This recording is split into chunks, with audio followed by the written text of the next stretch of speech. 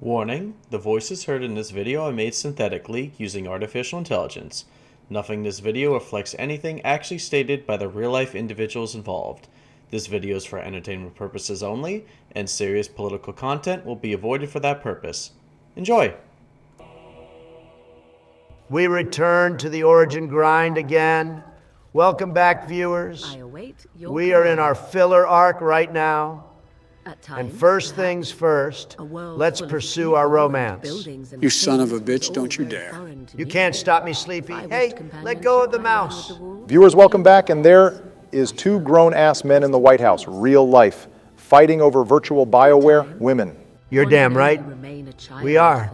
And Joe, sit your old ass down anyways. My beloved Morrigan is going to share how lonely she is. Sounds like she could use some Papa Trump in her life. While I don't need that image in my brain, Donald, you have a point with her loneliness. Her entire perspective can easily be explained by her lack of human interactions at all. As we know, even right now, Flemeth is far from human. Sure, she made Morrigan an intelligent and capable person, but Flemeth hardly made Morrigan a person herself, other than a Darwinist perspective on survival. Darwin and Freud were right on everything, so that's all you need. Barack ever heard the phrase, keep it simple, stupid? That phrase wasn't made for a life perspective, Donald. More so, a day-to-day mantra. Morrigan's rather cold view on the world and people was clearly intended to be a flaw based on her lack of human interaction and not something to adhere to, because you want her to step on you. That's your opinion, and I will say a stupid one at that, Barack. It is a physiological need to want Morrigan to step on you. And as a successful businessman, it is survival of the fittest in the world. You can be a loser or a winner, and me and Morrigan understand that. Damn okay, while I don't want Morrigan to step on me, I will say I feel kind of bad for her. Flemeth reminds me of my dad a bit. I always wanted to be an artist and create beauty, and my dad used to break my supplies and drawings in front of me. Take it from me, it sucks to have your dreams shattered literally in front of you. Shit, Joe, I'm sorry. Did that really happen? Did what really happen? Goddamn you, Joe. Anyways, unlike whatever the hell Joe was saying here, thankfully in Dragon Age, we can make Morrigan's dreams of a jeweled mirror become reality, as the jeweled mirror is in the Orzammar markets when we return there. We could have had the gift this episode even, but the Democrats ruined that for us viewers. We will have it soon. Donald, don't worry. Again, it would be a bit anticlimactic to get the mirror. The same episode she talked about it. Doesn't it seem more genuine to give it to her weeks after she talked about it? Women love a good memory. Well, sometimes they do. Jill often says she is thankful I don't remember some things. That's hilarious, but fine, I guess you have a point. I just hate waiting around as all Obama. Your patience will be rewarded, Donald. Anyways, we can explore a few other topics about Morrigan. Why don't we start with Flemeth? We talked about her a little earlier on, but this chain right here is probably the most detailed. We will learn about Flemeth until Inquisition. Yeah, but there's so many versions of Flemeth's origin, it's really hard to keep track of them all. Morrigan's version is clearly the best, and I'm not just saying that because she is mommy. As hard as it is to admit, Donald is probably right. Morrigan's here story is a bit more human, painting everyone as flawed, while the legend paints Flemeth way more grandiose. However, the true chain of events isn't as relevant as the outcome of the events was. Flemeth was betrayed by a powerful lord of Ferelden, and in order to save herself, she made a deal with a sprite who, spoil warning viewers, turned out to be the last fragment of Mythal, the elven goddess who was betrayed by her kin. She wasn't really a goddess, though she was just a really powerful mage. Donald, you don't believe in any wonder in this series, do you? Oh, I have plenty of wonder, but you gotta be a realist too. Since we don't have a clear picture of what the elven pantheon really is, I think calling them gods is still a fair term. Whatever Mythal was, she used Flemeth as a vessel, since they both desired vengeance to an extent, though of course Flemeth simply referred to her power as sprites, and demons as a more simple understanding for Morrigan. Kept his end of the bargain. But he was a foul man who bargained with coin he did not possess. Osen was led off. God, I could listen to Morrigan talk all day. Just ignore him, Barry. Go on. Well, Flemeth's plan gets a bit more convoluted after that. she is partly responsible for the dragons returning. It seems because of Mythal's connection with dragons, but it's unknown why she had multiple daughters, two of which are off doing their own world-changing things. Wait, hold on. Did you say 2 daughters? Morrigan has a sister. Yes, there's at least one confirmed sister. That is the anti-Van Witch of the Wilds. Zevran even makes a reference to her in this game through dialogue. Oh God, oh my God. Och Gud sade, var det ljus? Och det vart ljus. Och Gud såg att ljuset var gott. Och Gud skilde ljuset från mörkret. Och Gud kallade ljuset. Barry, I think you may have broken Donald. Shit, I probably should have seen that coming. Well, interestingly, all this lore leads to Morrigan asking about our own mother. But since we are a Dragon Age protagonist, our mother is always dead, so there's not much to say. Well, there is one mother of a Dragon Age protagonist who is canonically alive, and that is the Dwarven Commoner Mother, who is an abusive alcoholic. In fact, when Morrigan meets her later on in the story, she says we are more alike than she thought, which is definitive proof that Flemeth was incredibly abusive to Morrigan. Either way, viewers, we know that was a bit of a yap session, but it will be relevant later since Morrigan and Flemeth's quest will be right after the Circle Tower, so just keep some of Morrigan's context in mind. Anyway, we will pop back once Donald is back to normal. A blade in her heart would kill her like any other. Lucky enough. All right, everyone, I'm back after having the most amazing dream about 2 Morrigans, but it appears I got ganked by some demon on the road. Barack, what is this shit? Oh, right, that's one of the mage's collective quests. It just has us killing this abomination and going back to the quest giver. It's why I picked up everything earlier. Oh, so the reason I'm getting ganked, unsurprising, Obama. It's easy money. Donald just pick up his journal too, and the quest is over. I would say this is a good warm-up to the Circle Tower, but abominations are some of the lamest enemies in this game. And don't need warm-ups. They don't have weapons or powers. They just stand there clawing at you, and they fucking explode when they die, which is just annoying. Wait, hold on, Superman is in thedas? No shit, you got this. Lucky Donald, I'm actually stunned. Easy money. Finally, the luck falls on the other side. I'm actually amazed right now. So viewers, this encounter here is probably the most beneficial one you can get in your playthrough. And Donald has gotten it as our second encounter, so his luck is soaring right now. Easy money. So anyways, viewers, I'm knocking out some of the side quests Barack picked up last episode. I just did the caravan quest, which we will cut out probably since it wasn't too interesting. And now we are showing one of the few side quests with some lore to it to add to Loghain's receipts. Tell me again how gray Loghain is, Barry? Eat a dick. That's your job, Barry. Tell me again how Loghain is a complex character when he is using the men he saved to take over another man's land.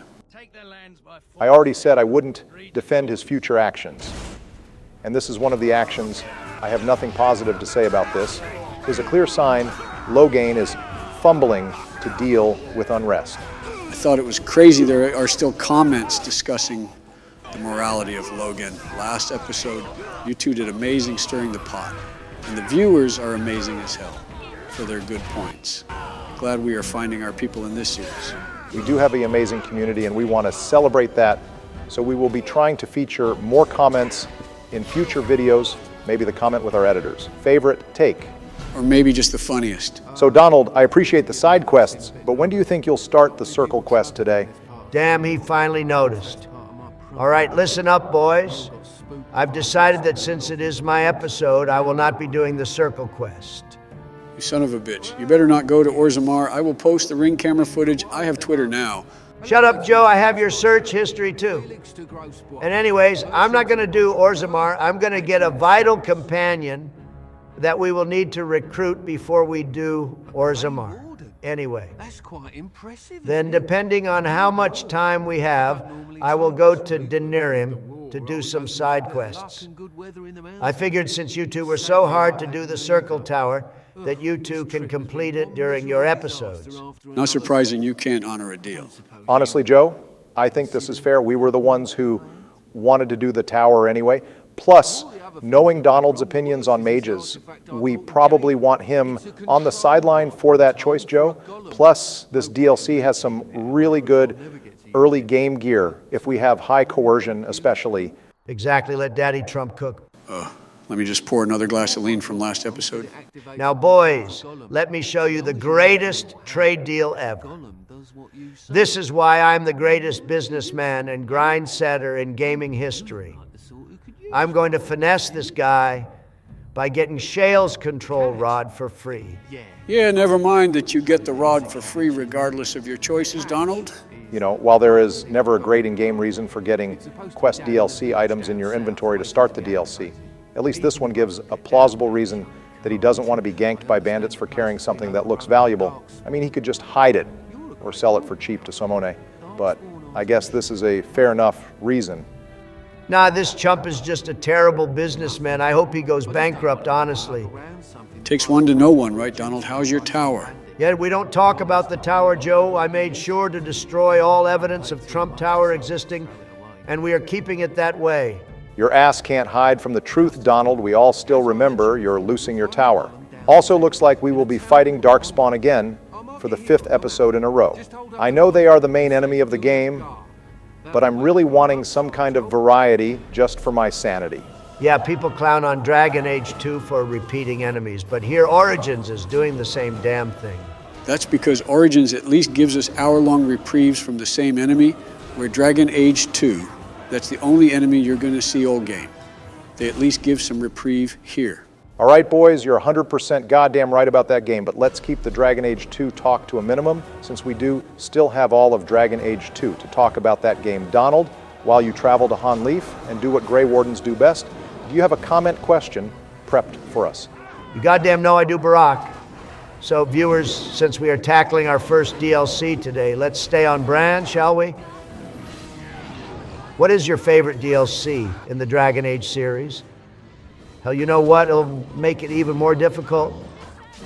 What is your favorite DLC in any BioWare game period? For me, I will give it to the Descent DLC in Inquisition. It has some of the most challenging fights in the game of Inquisition, as well as the hardest boss, if you don't glitch it and fight it legit.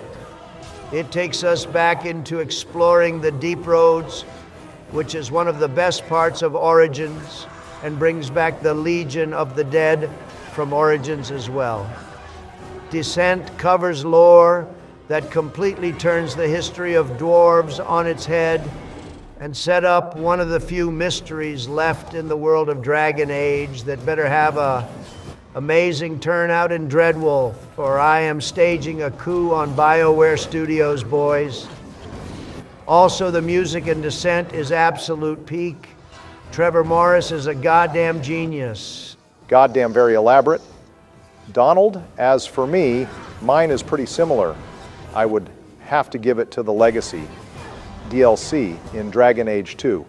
It's a tough call between Legacy and Trespasser for me, but I think Legacy wins it for me for having a more enjoyable gameplay side with the boss, secret boss, and loot.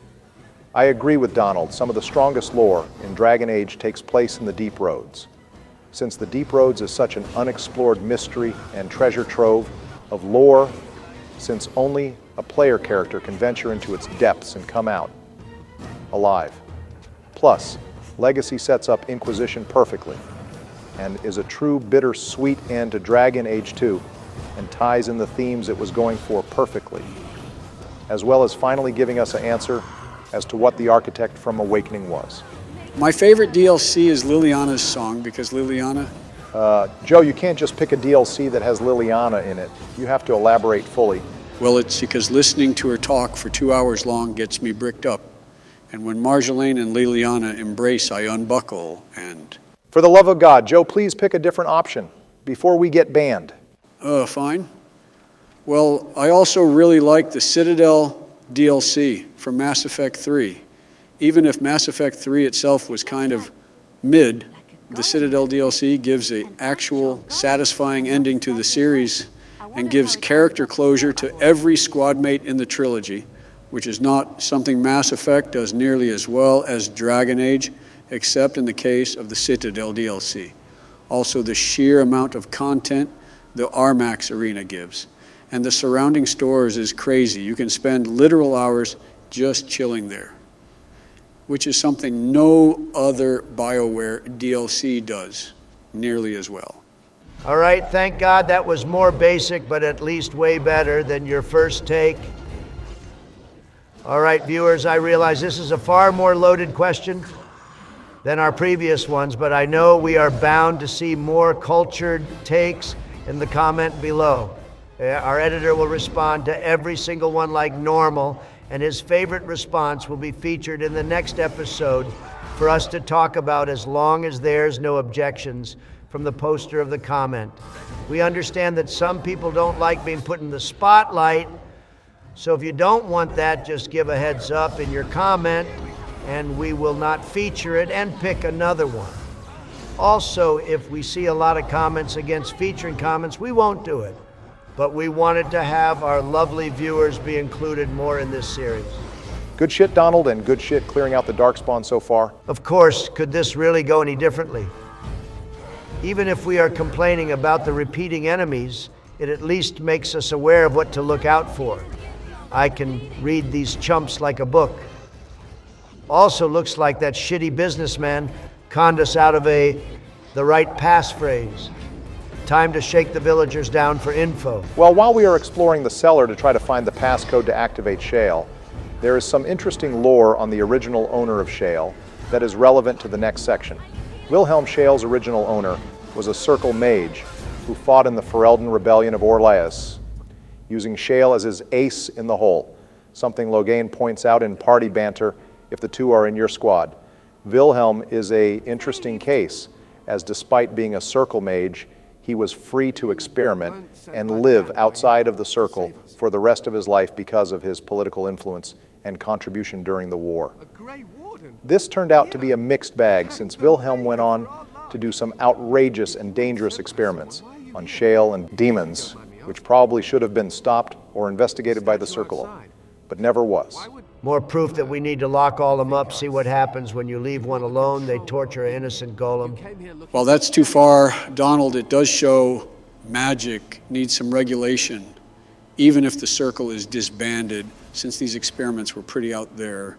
True, but on the positive side, it's likely Wilhelm formed the town of Hanleaf here after the war, and the family ran it for a good 30 years rather peacefully. Hanleaf is also Cullen's hometown, interestingly enough, though I don't think Hanleaf survived the fifth blight, given the state of things. Well, now we have to help Wilhelm's son rescue his daughter from Wilhelm's lab, since he's the only one that knows the phrase to activate Shale. How should I know? It must be. My father was its master and it still killed him. Surely that's not normal behavior.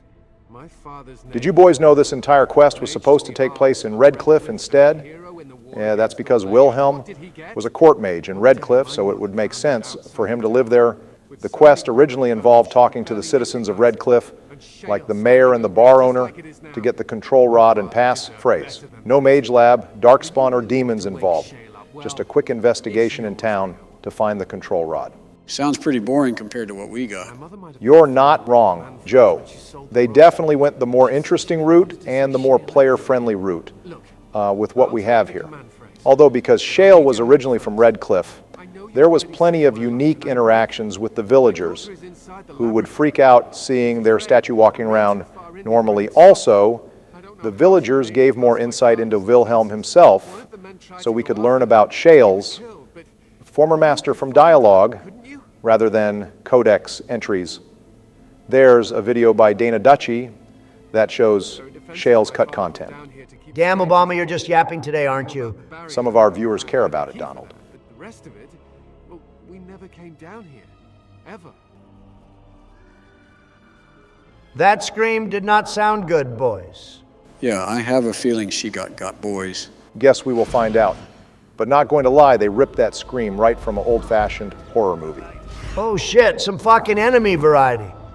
Not just variety, but rare as well. This Ash Wraith actually only appears here, and the urn of Sacred Ash's temple. Thanks, Big Virgin Berry. Also looks like these lanky boys hate our little guy. since they are all swarming him. I mean, to be fair, he's our tank. We do want that to happen. Yeah, if they are going to hate on us, that's fine by us, Joe. Also, that journal codex on the table is insanely relevant to Shale later, so we will cover it later. More important then that the Ash Wraith has a powerful ring for warriors, which will probably stay equipped to our little guy this entire run. Some good loot in the chest. To this mission is definitely free money, boys. Yeah, it was a good call to come here. Donald, I'm sure a lot of efficient players come here early too. Aye, we found her boys a successful rescue. Were it so easy, Donald, I'm getting some bad vibes from that cat. That's because you and Joe are dog people, Obama. You naturally have beef with cats. Amalia, I find cats distracting too. It's not about being a dog or cat person, Donald.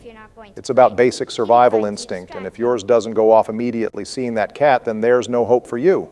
Now, there is plenty of hope. I am just built different, Obama. Back to my father, but I'm not going. She would be lonely. You are so kind, Amalia. You know, what the fuck this purpose hitting? Why the cat talking? Not a cat, Joe, it's a demon. Oh, thank Christ, I thought I had to call 911 there for a moment. You're like 5 centuries old. You should pre-call 911. Anyway, Sleepy. Oh, very original, Donald, but it looks like the demon has charmed the girl we have to rescue. So what's the move, boys? Well, Joe, we actually have 3 ways to handle it, but it's always more ideal to kill Kitty one way or the other because of the helm she drops, which I think Donald is aware of, as the helm is really the main reason to do this quest. So early other. Then Shale, of course. If you side with Kitty, you can get a decent mage staff, but not looking at the moral argument of siding with a demon and looking at the pure item benefit. The helmet blows the staff completely out of the water. The better item over a moral choice.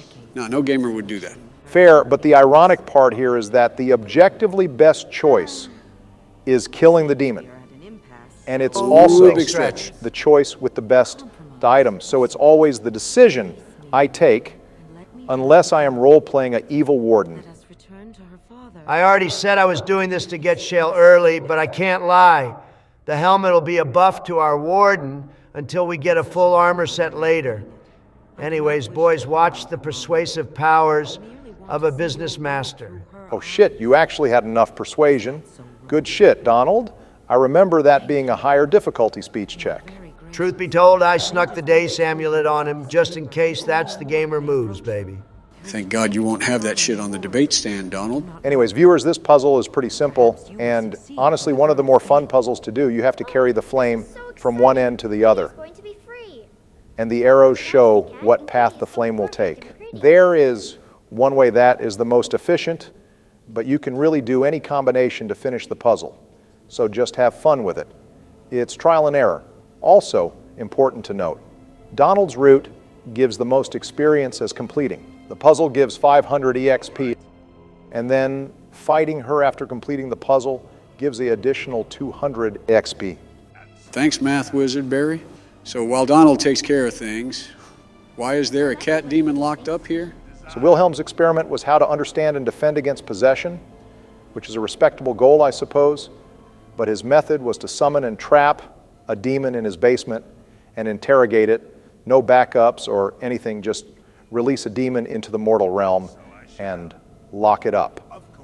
Before Wilhelm could send the demon back to the Fade, he was killed by Shale while continuing his experiments on him.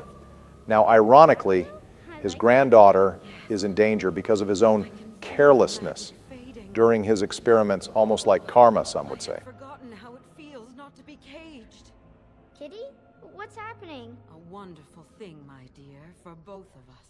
Well, it's time to show this cat demon that we got that dog in us, right, boys? Kind of a midline there, Joe, but I like the enthusiasm.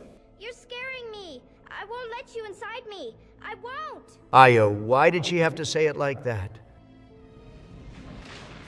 Oh, wait now, hear me out, boys. Now what? Believe me, I'm all ears. Joe, I didn't know she got it like that. Y'all, it's a literal demon that uses your desires as power. You two would be the easiest thralls in the world. Still hit, though. Obama Dorian confirms they can be hot men too. All this thing would have to do is turn into Tegan and you're folding. Come on, Barry. We have been friends nearly 20 years. I know the desired demon could fold you. I mean, they are the embodiment of lust. We all got that, no matter how much deep breathing you got. Shut up, and it can't thrall you if you're not willing. I would be fine, unlike you are right now. Donald, she just killed Liliana and looks like the boys are out next. Not even close, watch me. Damn, this must be what our enemies go through with the constant cold spell spam. I guess this is our karma. Karma Desire demons sound right up both of your alleys. I always found it ironic pride. Demons are considered the strongest in lore, but Desire demons tend to be way harder to fight gameplay-wise. Karma hasn't held me down yet, and it won't today. Boom, easy money. Now we got our new helmet, and we can give our old Chase-On helmet to Alistair, I guess. It's too cool to just toss. Damn, that helmet makes our little guy aerodynamic with those wings on his head. You did it! You freed her! Thank you so much! I'm sorry I So ran fun away. fact, if you let Kitty possess Amelia, the dialogue changes a bit as Amelia begins talking way too elaborately for a 10-year-old. However, the father doesn't really notice a difference, which is pretty weird. Either way, we have the code, so we can free Shale. Let's go get our new Owe companion. you our lives.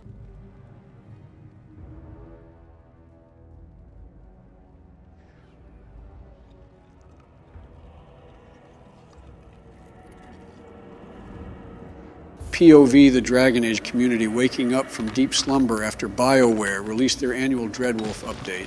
Alternative POV. You're Camila, waking up Joe for the hour of work he has to do today. It's 2 hours, get it right, sometimes 3 if there's a war going on or something. Everyone welcome Shale to the party, probably one of the most enjoyable companions we will get this playthrough. As you can see, she can sense magic in people and has just been awakened again after 26 years of being deactivated, though she was conscious this whole time. Jesus, 26 years. That's basically worse than prison. It's no wonder she hasn't lost her mind or had her mind scrambled worse than Joe. And also, yes, viewers, we mean her because this thick beauty is actually a woman. Yeah, she's a total Gilfa Golem, I'd like to. Yeah, you're not allowed to finish that sentence, Joe. Anyways, viewers, Shale's been watching this village all this time from the town center, which is about as dull as a punishment as it sounds. If I was in her shoes, I'd be catching up on as much sleep as possible. Joe, believe it or not, there are beings who don't sleep, and Shale is one of them. Holy shit, truly a fate worse than death being a golem is inhumane sleep is the only joy life provides, honestly. Do you boys think Shale had any good drama to keep herself entertained? Like, maybe she witnessed some affairs or some stealing or other petty vices that people get up to in their own homes when they think they're alone? If she was in front of Donald's house, she would have about 5 dozen affairs happening and at least 2 dozen FBI raids on his house. If I could watch Trainwreck firsthand, I guess it wouldn't be too bad. Yeah, thanks for admitting my life is interesting compared to your boring ass. I'm sure Shale would have died from boredom if all she had to watch was your boring ass marriage and life with you sleeping all day. Sure, Donald, that's the takeaway. So interestingly, with this dialogue here, Ogren, Zevran, and Alistair have unique interactions with the command prompt. But not everyone does, which is kind of a missed opportunity. Yeah, but every dialogue option has Shale give the same reaction since this damn control rod is broken? Well, it's not completely broken. It was able to turn Shale on. Phrasing Joe, but you're right. I imagine it's kind of like a tech support issue. Something broke inside the rod, so it can't be used, but it still can turn on and off again. This is actually more of a benefit, because since Shale's control rod doesn't work, we are able to actually get her animated personality, unlike every other golem who doesn't speak or do anything other than attack. It's confirmed by Loghain that when Shale was under the control rod's influence, she didn't speak or have any emotion, just blankly followed Wilhelm's orders. So if we just find the tagged back rooms with all the control rods and break them, we can free all the golems and get a bunch of golem friends? I mean, possibly. My fellow Americans, vote for me in 2024, and I will find the tagged back rooms and make golems great again. You son of a bitch. Probably your most popular stance, Donald. Beyond watching this village for so long, I have no purpose. I find myself at a bit of a loss.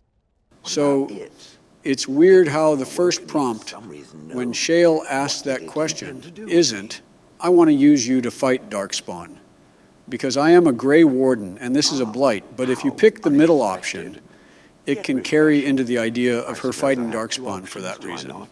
Feels like most people are going to grab Shale from a role-play perspective because of how strong she would be fighting Spawn, especially a Grey Warden dwarf.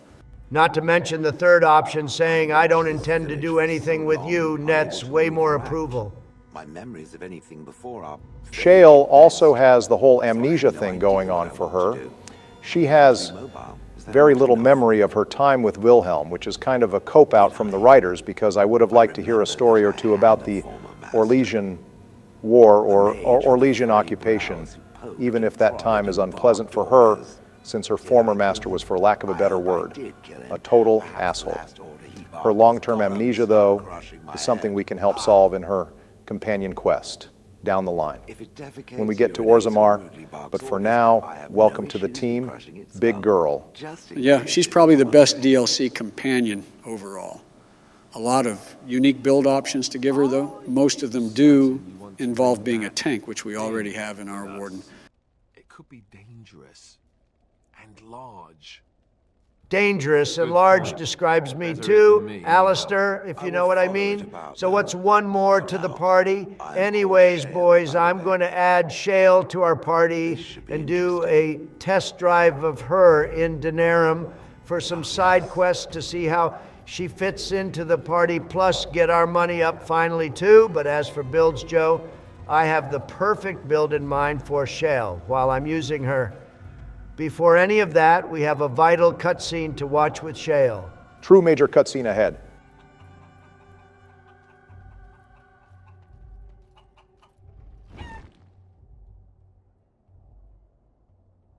Damn free KFC and Bone Boys. Just a quick cut, we handed in some quests that I finished earlier, viewers, but here we are in Denerim handling more business. Damn, I wasn't even trying to attack you guys yet, but we are getting paid to deal with you anyway. So how nice of you to come to us. Just going to no-diff these bandits. Then we will get to the real fun part. It was kind of the bandits to wait for you to finish sorting through your bag first before jumping you there, Donald. Fun fact, their dialogue here changes somewhat depending on how many groups our warden has killed already. But overall, this side quest and most of Denerim's quests are not that interesting or lore heavy. So what's the plan here, Donald? Well, my plan was to grab that Dead Templar's journal to start the Blood Mage hideout quest today also, since I'm here. Ill-killed the deserter for the Blackstone Irregulars as well. Just totally on that grind today, boys. Also, holy shit, Shale, why the fuck did you quake next to the entire party? You nearly killed my girl and that useless redhead. You back the fuck off, my girl, you Big Mac muncher. Donald, you need to actually adjust the tactics of certain party members. It will be really important if you are going to use Shale going forward. Having Shale use default tactics is going to be your downfall here. Yap, yap, yap. I'm not doing that boring shit, Barack. I have my gamer visions and pure skills to see me through. See, I'm clearing these chumps, no problem.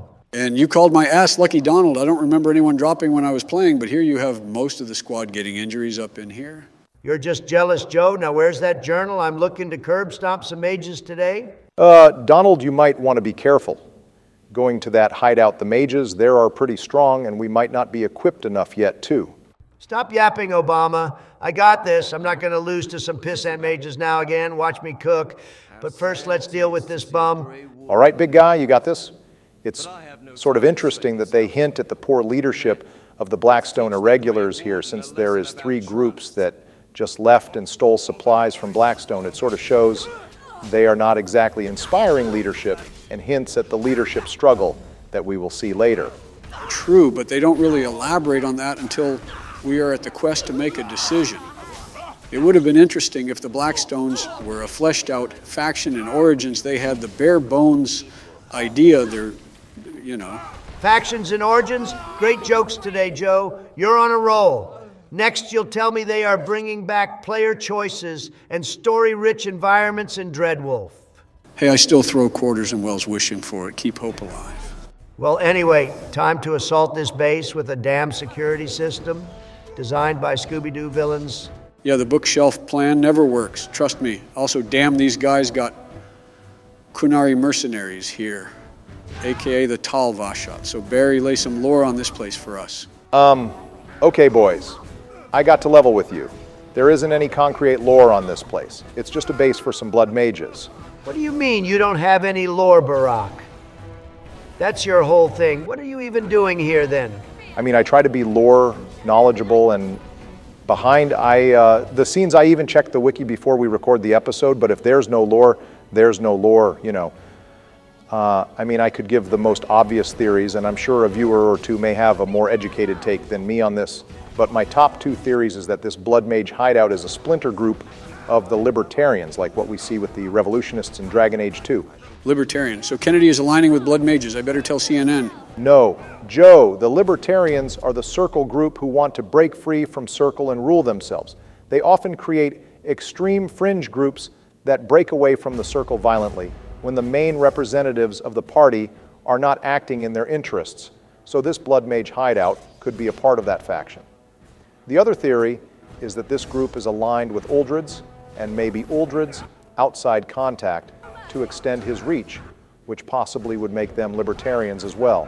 The fact that mages have libertarians redoubles my beliefs that we need to collar these evil mages and throw away the key. They summon demons and have disparaging political views. I mean, look how much they are injuring our little guy. This is proof enough that we need a cleansing. Okay, well, you're still on your Meredith bullshit. Meredith did nothing wrong.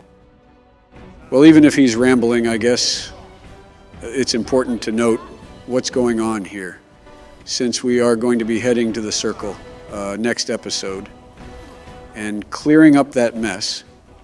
I guess this mission helps paint a more pro-Circle image to players, since if mages were free, I imagine a lot more crime organizations would look like this. I still want them free, but I can see the other coin more. Good shit, giving us a prequel to dip our toes into Donald. Oh yeah, that's totally why I did this mission. It has nothing to do with the fact I wanted to paint the walls red with mage blood. Good point there, Joe. I think the viewers will want to marinate on those mage issues. I think we are going to have plenty to say in Broken Circle the next episode. A lot of good lore points on the Circle there. So we will have tons to say about it. I think it's important to note that not only does this show mages can be dangerous, but they are also incredibly strong and useful too. So the role play points are stacking up. Incredibly strong? Where's that? I'm not seeing it. These guys are easy mode, if I'm being honest. I haven't even had to unlock my McDonald's advanced observation mechanics. I don't know, Donald. I feel a chill in the air, and it feels like you have been getting closer and closer to deaths. Cold embrace this episode. Your powers are simply revealing your own downfall, Joe. I am cruising here. Donald, despite the party member going down a lot, you're doing well so far. But you have to be careful with shales. Pulverizing blows that AoE damage is absolutely tearing apart our DPS members. Well, I don't see my beloved Morrigan going down. It's mostly the B-list bard with her mid-damage and tissue paper health bar. Sounds like a total skill issue to me, Barack. Keep talking about my girl in your prison cell this year. We'll never be lonely again, Donald. Unlike your old ass who is lonely every night, Sleepy Joe. Yeah, it looks like you're not lonely often, with how much you are getting ganked in this dungeon. All right, boys, you can make out later. This is getting old. I just noticed the amount of Tevener artifacts and assets they placed around this warehouse, I guess. A third theory is this might be a Tevener Magister ring in Ferelden, or even an early Venatori concept. Or they just really like Tevinter artifacts because they are related to powerful mages. I'm not sure. There's not enough to go on. You know, I said a Scooby-Doo villain designed the security, but it's more like Scooby-Doo mixed with Looney Tunes, with all these elaborate traps in this area. Liliana is even missing a good amount of the traps, even though she has the Dace amulet equipped. I guess we were probably supposed to come back at a higher level. That is a good point, Joe. Enemies may scale with our level, but traps and locks are preset levels. I suppose missing traps is a sign you should be a higher level before doing this quest, or a higher level before tackling a certain main mission. It's an interesting gameplay mechanic. I wonder if that was their intention. You might have a good point, Joe, but personally, I think Liliana is missing those traps because she's mid and she is not pulling her weight in this party since she keeps getting downed. She keeps getting down, Donald, because you have a skill issue. But I'm not even going to cover that anymore. Donald, your take is so terrible. I'd rather hear about your going to make others pay for your wall again. But I just want to point out that you were waiting in the back for like 10 minutes before going back in their butt when I was doing the same damn thing. I'm a pussy. You don't have a leg to stand on here, Donald. Shut up, Joe. I was trying to lure all the melee units away from the traps so I could solo the mage on his own. But the damn AI just stayed in place the entire time, like he was wearing a tall hat and protecting the Queen of England. Editor just skipped through that, since Joe doesn't know what he's saying. Donald, I might have to take back my praise on your AI manipulation. If this keeps up, units that are mages or ranged are far less likely to move up to you and are more prone to staying where they are. Plus, they had a damn barricade, so they couldn't move up even if they wanted to.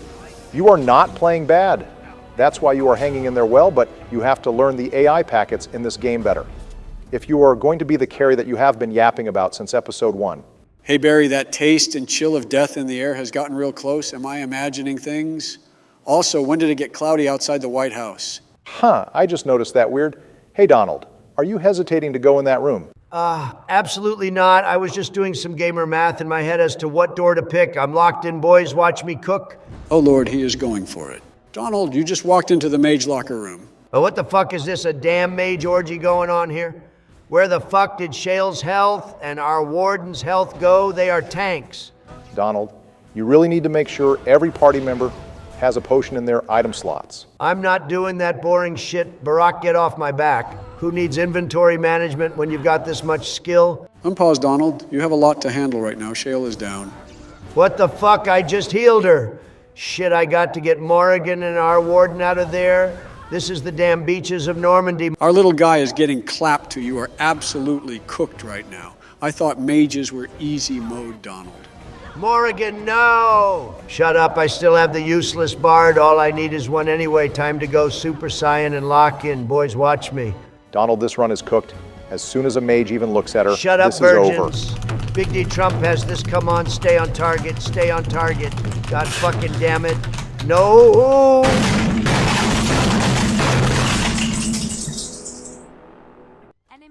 Welcome back, viewers. We got our first few deaths on the board, and I do mean deaths plural because this is Donald's 4th shot at this room.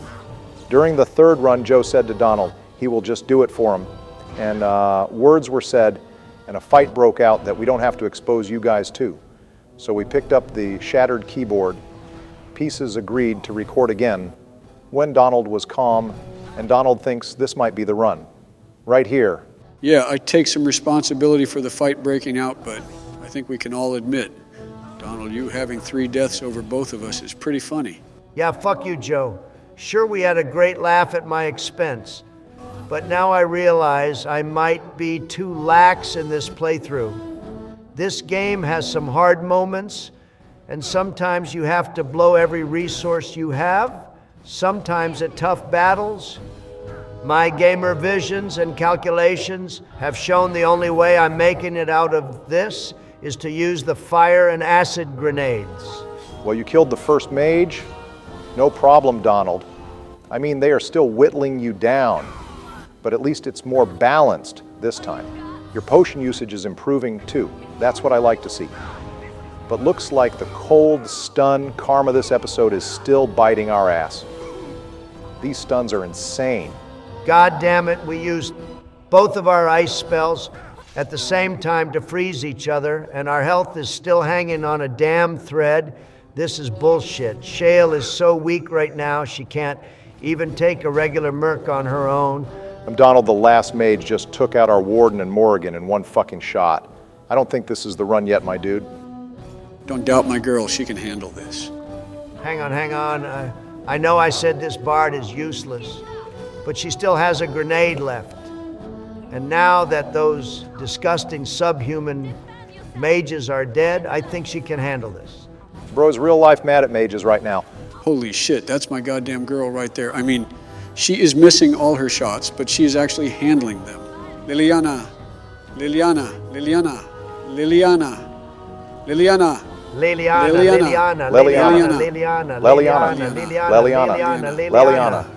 Oh, hell yeah, I sent them all to hell where they belong. Now come on, say it with me, boys. Boom! Easy money! All right, Donald, Liliana did it on her own and carried us that entire fight. I don't want you ever bad-mouthing our girl ever again. She is MVP. Look, she's still mid, but I will say she pulled her weight and got us out of a tight spot. But it was mostly the grenades, not Liliana herself. So fine, thanks Liliana. Barrick, are we almost done with this dungeon? Please tell me that was the second to last fight. You are almost there, Donald. 2 more fights left. I hate everything about this place. Well, while Donald seeps closer into despair, I think there's an elephant in the room to address. Joe, mind explaining that tweet you made about the Super Bowl? Did you really have something to do with the Chiefs winning? Well, of course not. It was just a meme. Okay, but you forgot I still have access to the presidential cash app. Mind telling me why Taylor Swift and Travis Kelce each sent you 6 figures on the Saturday before the Super Bowl? Wait, what the hell did you do, Sleepy? All right, fine. I admit it. I thought California was getting too complacent, so I needed to show them I can control the Super Bowl wins to guarantee everyone's support in this year's election. You son of a bitch, I lost my lawyers, retainers, money. On the 49ers losing, I literally smashed my 72-inch TV into my 100-inch TV at that rigged shit. That's hilarious now. I wish we invited you to our watch party last Sunday with Barry. I would have loved to see that. Joe, how the hell did you even rig the game? Well, remember that defense meeting I had about the ogre fight? I had Travis and Andy Reid join in, and just like we manipulate AIs in our Dragon Age series, I taught them how to manipulate the 49ers in the overtime, simple and easy. Joe, are you being serious? That's some Sunday cartoon supervillain shit. Am I being serious about what? Jesus Christ, twice in one episode, I'd be more upset right now if I wasn't dealing with this whole mage hideout catching a blaze. Seriously, what the hell are these idiot mages thinking?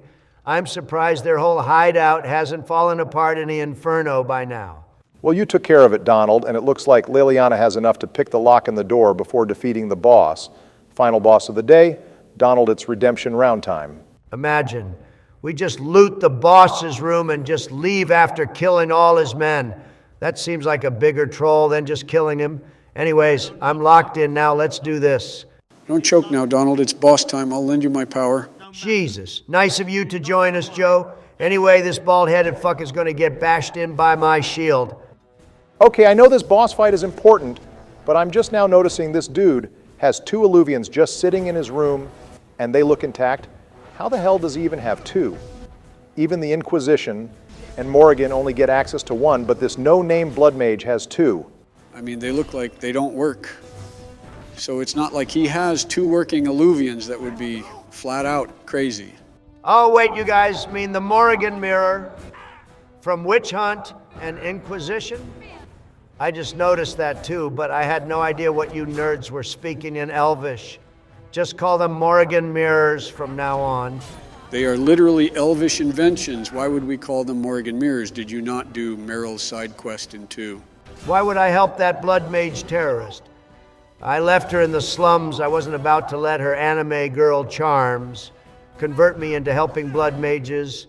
Jesus, Donald, you have a lot to experience in this series with us with your mage avoidant ass, because we are absolutely exploring everything this series has to offer.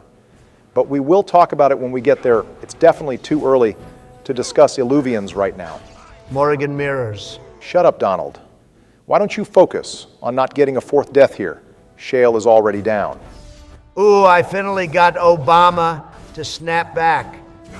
God damn it. Shale is so useless. This is the 2nd time she's been downed in a 1v1 against a normal mercenary. Our warden is here double teaming Phrasing. both these guys, and he's hanging in there. Shale isn't useless. It's just she needs a full build first. Also, Yeah, just keep pounding our potions. It's not like I needed them next episode or anything. Shut up, Joe, and let me focus. Second mage down and the boss is on his last legs. I think this is the run, boys. My visions foretold it. The girls have this in the bag. Whoever gets the last hit in here is our romance choice. Shut up, Joe. Well, looks like it's down to a 2v2 now, except we have potions still. So as long as we use those, this is free. Honestly, it's kind of poetic that the two romance rivals of this series are the carries in this dungeon. It's rather inspiring narratively. Yeah, and my girl has been carrying us this whole dungeon. Even if most of it was because of the grenades, it was still her skill that won us the day. All I know is that if I brought my big bro Alistair here instead of Shale, I would have no diff to all of these mages without issue. Also, boom, Morrigan got the last hit in. So guess what that means, Joe? You gonna honor your deal? We had a deal, pardon me. I can't remember it. My old age is getting the best of me. I don't know what you're saying. You bastard! Well, jokes aside, you played well today. Donald got us plenty of good gear and money and cleared a hard dungeon. You gonna cut it off here? Definitely, Barack. This dungeon has drained me. I have to go make a McDonald's run to restore my lost humanity. Viewers, next time I'll be saving the mages in Broken Circle for sure. Viewers, thank you all so much for watching. Don't forget to leave your comment question about your favorite BioWare DLC in the comments below. And our editor's favorite comment will be featured next episode, as long as you all are not opposed to it in the comments. We appreciate all the support this series has gotten, especially everyone who has watched the whole series so far and even replayed episodes. You all are absolute legends. We will pick it up next time with Sleepy Joe saving the cowardly mages. Trump out.